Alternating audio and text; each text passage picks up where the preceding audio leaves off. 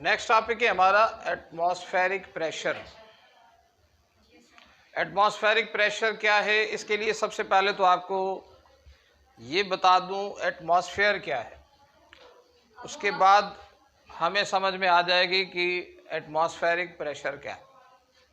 देखें, हमारी ज़मीन जो है ना, ये तो हम जानते हैं कि हमारी ज़मीन जो है वो शेप में राउंड है। हमारी ज़मीन के चारों तरफ एयर है। हमारी ज़मीन के चारों तरफ क्या है? एयर है या हवा के लेयर्स हैं। हमारी ज़मीन के इर्द गिर्द जो हवा की लेयर्स हैं ना, वो तकरीबन 1000 किलोमीटर तक ऊपर तक फैली हुई है। उस एयर के तह को हम कहते हैं एटमॉस्फेयर। यहाँ तक तो हमें ये बात समझ में आ गई होगी कि एटमॉस्फेयर क्या है। अच्छा, अब हम ये समझने की कोशिश करते हैं कि एटमॉस्फेरिक प्रेशर क्या है। देखें, पहले मुझे ये बताएं कि जो एयर है मैटर है या नहीं है। एयर मैटर है। मैटर की जो डेफिनेशन है वो क्या है कि हर वो चीज़ जो जगह घेरती है और जो वजन रखती है वो क्या है? वो मैटर है। और हवा में ये दोनों खूबियां मौजूद हैं, वो वजन भी रखती है और जगह भी घेरती है। अच्छा, अगर ये मैटर है तो इसका मतलब ये हुआ कि इसके अंदर मास भी होगा। अच्छा, अगर इसके अंदर मास होगा तो इसके अंदर वेट भी होगा। हम जानते हैं वेट का फार्मूला क्या है? W=mg। इससे मुराद जिस चीज़ के अंदर मास है उसके अंदर वेट भी होगा। अच्छा, अगर हवा के अंदर वेट होगा तो वो अपने वेट की वजह से नीचे ज़मीन को प्रेस कर रही होगी, नीचे ज़मीन के ऊपर फोर्स लगा रही होगी या नहीं लगा रही होगी? ज़मीन के ऊपर जितनी भी चीज़ें हैं, पहाड़, दरिया, समंदर, घर, रेगिस्तान, जो कुछ है, सबके ऊपर हवा मौजूद है। अगर सबके ऊपर हवा मौजूद है तो इसका मतलब हवा का जो वेट है वो सबके ऊपर अमल कर रहा है। और अगर कोई फोर्स परपेंडिकुलरली लगे किसी सरफेस के ऊपर, देखें, ये हवा का वेट परपेंडिकुलरली लग रहा है किसके ऊपर? ज़मीन के सरफेस के ऊपर। हमने प्रेशर की क्या डेफिनेशन पढ़ी कि जो फोर्स परपेंडिकुलरली किसी भी सरफेस के ऊपर अमल करेगा तो वो क्या करेगा? प्रेशर एग्जर्ट करेगा। तो हवा का जो प्रेशर है, हवा अपने वेट की वजह से जो प्रेशर एग्जर्ट करती है या लगाती है उसको हम कहते हैं एटमॉस्फेरिक प्रेशर। यानी अगर सिंपल वर्ड्स में से डिफाइन करूं तो इस तरह से आप डिफाइन कर सकते हैं, the pressure exerted by air on the surface of earth due to its weight is called atmospheric pressure। वो प्रेशर जो हवा लगाती है, ज़मीन के सरफेस के ऊपर लगाती है और अपने वेट की वजह से लगाती है, उसको हम कहते हैं एटमॉस्फेरिक प्रेशर।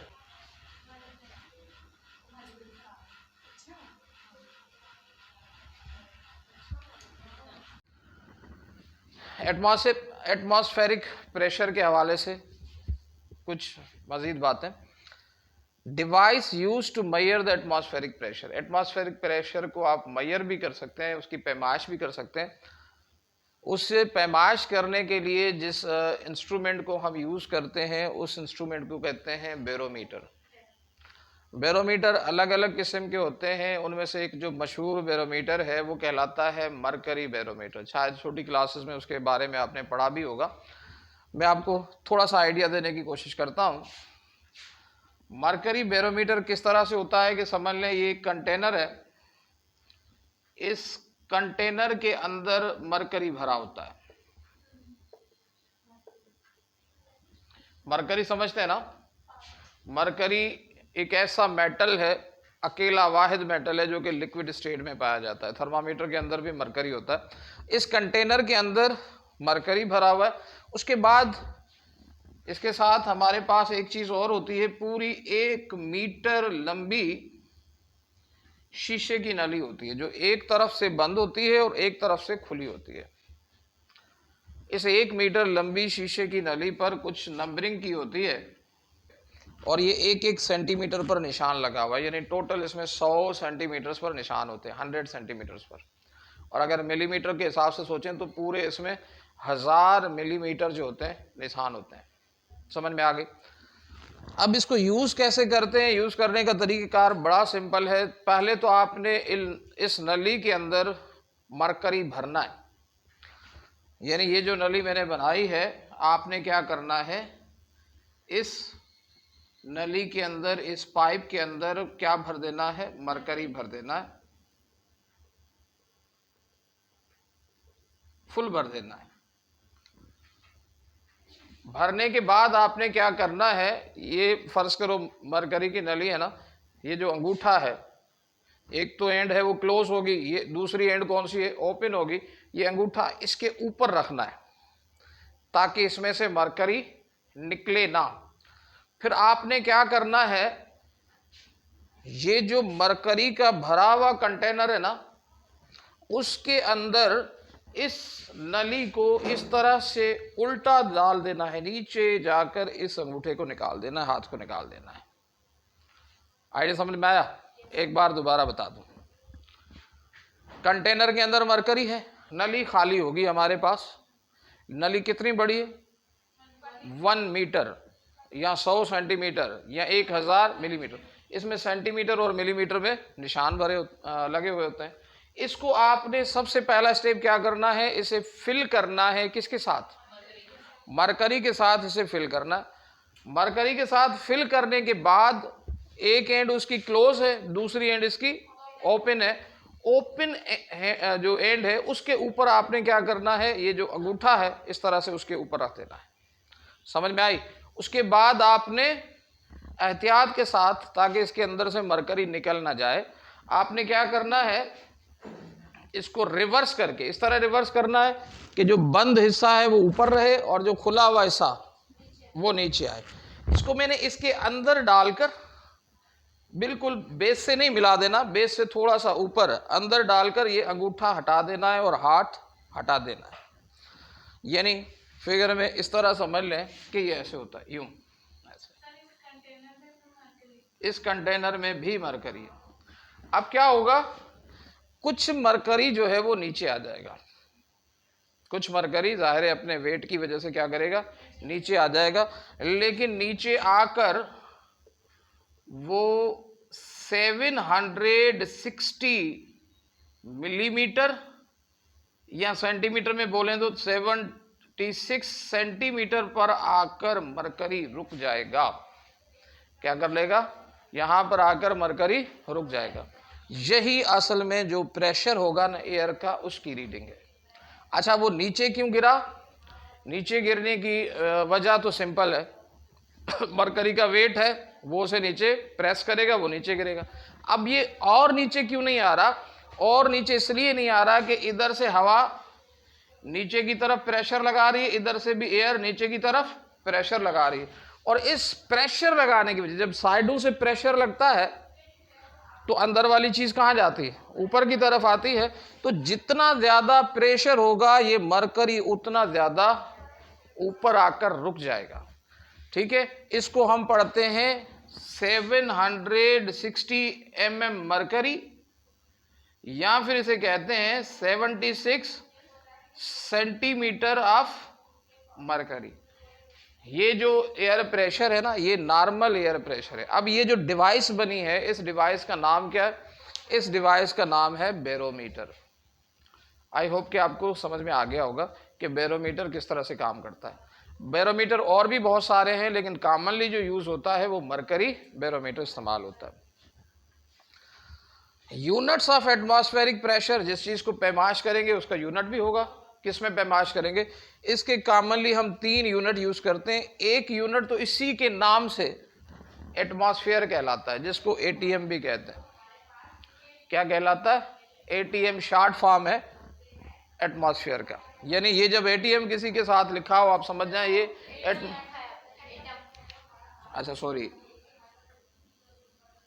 एटीएम। क्लियर होगी बात? अच्छा यहां पर देखें इसका दूसरा यूनिट भी है जो कि बार कहलाता है, तीसरा यूनिट भी है जो कि पास्कल कहलाता है। इसके अलावा आप चौथा यूनिट अभी अभी मैंने बताया है वो भी यूज कर सकते हो।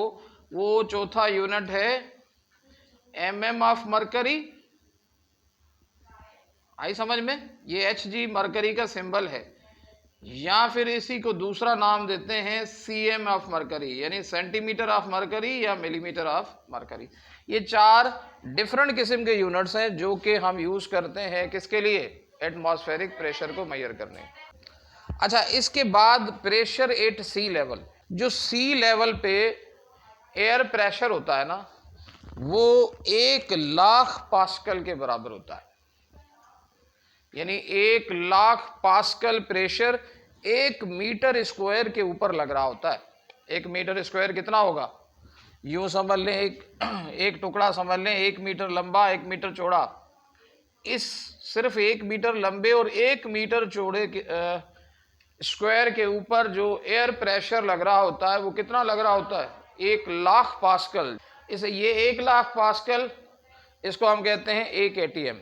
एटीएम आप जानते हैं एटमॉस्फेरिक प्रेशर, या इसको एक बार भी कहते हैं, या इसी नॉर्मल प्रेशर को हम 760 mm ऑफ मरकरी भी कहते हैं, या इसी नॉर्मल प्रेशर को हम 76 सेंटीमीटर ऑफ मरकरी भी कहते हैं। Variation of pressure with height. देखें अभी थोड़ी देर पहले हमने ये पॉइंट समझा कि सी लेवल पर जो एटमॉस्फेरिक प्रेशर होता है वो 1,00,000 पास्कल होता है, लेकिन ये याद रखें कि हर जगह पर प्रेशर 1,00,000 पास्कल नहीं होता। फर्ज करें, इसको इस तरह से समझा लूँ आपको। फर्ज करो ये हमारी सी लेवल है और ये कोई पहाड़ी इलाका है और ये थोड़ा सा सी लेवल से भी नीचे वाला हिस्सा है। अच्छा हम ये तो जानते हैं जाहिर है इसके ऊपर हवा की लेयर होगी, और हवा जो है अपने वेट की वजह से प्रेशर लगाती है। सोच समझ के बताइएगा कि यहां पर जो प्रेशर होगा वो ज्यादा होगा, यहां पर प्रेशर होगा वो ज्यादा होगा, जो यहां इस रीजन पर प्रेशर लग रहा होगा वो ज्यादा होगा। सबसे नीचे वाला जो हिस्सा है ना उस पर प्रेशर सबसे ज्यादा होगा। रीजन सिंपल सी बात है कि यहां पर जो एयर का कॉलम है ना, एयर का कॉलम यानी एयर जो लंबाई में ऊपर तक उसकी हाइट है ना, ये पूरा जमीन से लेकर ऊपर तक क्या है, ये एयर का एक कॉलम है। यहां पर जो एयर का कॉलम है वो काफी ऊंचा है, और अगर एयर का कॉलम ऊंचा है तो जाहिर है उसका वेट भी यहां पर ज्यादा लग रहा होगा। तो कोई चीज जितनी ज्यादा डेप्थ में होती है उसके ऊपर प्रेशर उतना ज्यादा होता है। और यहां फर्ज करो ये एक पहाड़ है ना, इस पहाड़ की चोटी पर प्रेशर सबसे कम होगा। समझ में आई? क्यों कम होगा? इसलिए कम होगा कि यहां पर जो एयर का कॉलम है ना वो छोटा है। किसी भी चीज के ऊपर एयर का कॉलम जो है वो जितना छोटा होगा वहां पर एयर प्रेशर उतना ही कम लग रहा होगा। यानी हम इस पॉइंट को इस तरह से समझ सकते हैं, 8 larger Heights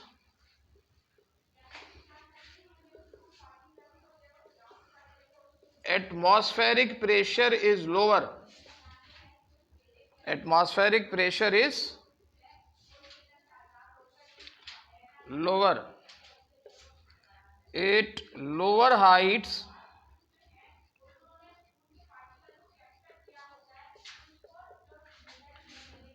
atmospheric pressure is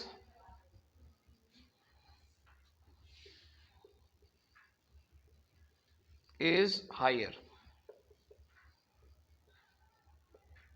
इसीलिए कहते हैं कि जब एक बंदा जो है ना, वो जब ऊंचे पहाड़ पे चढ़ता है तो उससे सबसे पहले तो एक प्रॉब्लम आती है ऑक्सीजन की कमी की, लेकिन दूसरी प्रॉब्लम ये भी आती है अगर वो काफ़ी हाइट पर है तो उसके साथ ऐसा भी हो सकता है कि उसके नाक से ब्लीडिंग आना शुरू हो जाए, उसके कानों से ब्लीडिंग आना शुरू हो जाए, क्योंकि उस पे जो एयर प्रेशर है ना वो कम हो गया है, जबकि उसके बॉडी के अंदर जो ब्लड प्रेशर है वो ज़्यादा है। लिहाजा ज़्यादा प्रेशर होने की वजह से वो बाहर आ जाता है, नाक से, कान से या मुंह से खून आने लगता है जब आप बहुत ज़्यादा हाइट पे चले जाते हैं जहाँ पर प्रेशर बहुत ही लोअर हो जाए। अब ये देखें, हमने ये तो समझ लिया कि एयर प्रेशर लगाती है और प्रेशर थोड़ा बहुत नहीं लगाती, 1,00,000 पास्कल लगाती है। वो 1,00,000 पास्कल इसलिए लगाती है कि अगर टोटल एयर का वेट देखें ना तो 4.5 इंटू 10 पावर 18 kg है, यानी इसमें 18 जीरो और मिला दें, 17 जीरो और मिला दें तो ये कितनी बड़ी फिगर बन जाएगी, पॉइंट हटाकर। इतने किलो वजन है एयर का जो हमारे सरों के ऊपर है, और वो 1 स्क्वायर मीटर के ऊपर जो प्रेशर लग रहा है वो 1,00,000 पास्कल के बराबर है। सवाल ये पैदा होता है, इतना अगर ज़्यादा प्रेशर है तो हम उसे फील क्यों नहीं करते? इसका रीज़न सिंपल है कि जो एटमॉस्फेरिक प्रेशर होता है ना, जिसको हम एक्सटर्नल प्रेशर बोल दें,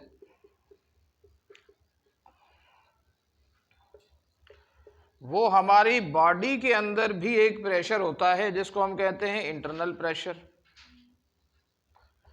ये इंटरनल प्रेशर हमारे अंदर जो ब्लड होता है ना उसका प्रेशर होता है। ये एटमॉस्फेरिक प्रेशर और इंटरनल प्रेशर ये दोनों के दोनों आपस में इक्वल होते हैं, और ये दोनों के दोनों आपस में इक्वल होने की वजह से हमें ये प्रेशर जो है वो फील नहीं होता। अच्छा, चले कुछ एक्सपेरिमेंट समझते हैं जिनसे हमें ये असूल समझने में मदद मिलेगी कि किस तरह से इंटरनल प्रेशर एक्सटर्नल प्रेशर को बैलेंस कर रहा होता है।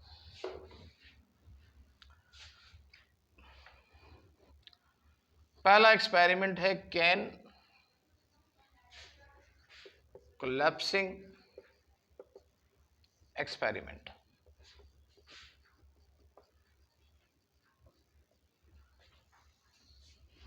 कोलैप्स होने का मतलब है किसी चीज का चिपक जाना, आपस में मिल जाना, मिक्स हो जाना, चिपक जाना, शेप में बदल जाना, ये होता है कोलैप्स हो जाना। फर्ज करो हमारे पास एक मेटल का बना हुआ टीन है, उसको हम जो है वो पानी के साथ आधा भर लेते हैं। कितना भरते हैं? आधा, और आधी जगह इसमें खाली छोड़ते हैं। इतना याद रखें कि ये जो आधा हमने पानी भरा है और आधे के अंदर क्या होगी? एयर होगी। आधे में क्या है? पानी है, और आधे के अंदर क्या है? एयर होगी। अच्छा, अब हम इसको करते हैं हीट अप, ठीक है। इतना हीटअप करते हैं कि ये पानी उबलने लगे और ये ऊपर आ जाए। जाहिर है जब आप उसे गर्म करेंगे तो क्या होगा? वो ऊपर आएगा ना, और ऊपर आकर वो उससे निकलना शुरू हो जाए। अच्छा, जब पानी ऊपर आएगा तो हवा को बाहर जाना पड़ेगा। जो हवा इसके अंदर थी वो तो जाहिर है बाहर निकलेगी, तो पानी ऊपर फैलेगा ना। जैसे ही पानी ऊपर आता है तो आपने इसके ढकने को अच्छी तरह से बंद कर देना है। अब इसके अंदर सिर्फ पानी है, एयर नहीं है। इसके अंदर क्या है? सिर्फ पानी है, एयर नहीं है। आपने क्या करना है, इसके ऊपर एकदम से ठंडा पानी गिराना है। कौन सा पानी गिराना है? अच्छा, जैसे ही आप इसके ऊपर ठंडा पानी गिराएंगे ना, ये जो कैन है वो इस तरह से चिपक जाएगा एकदम से।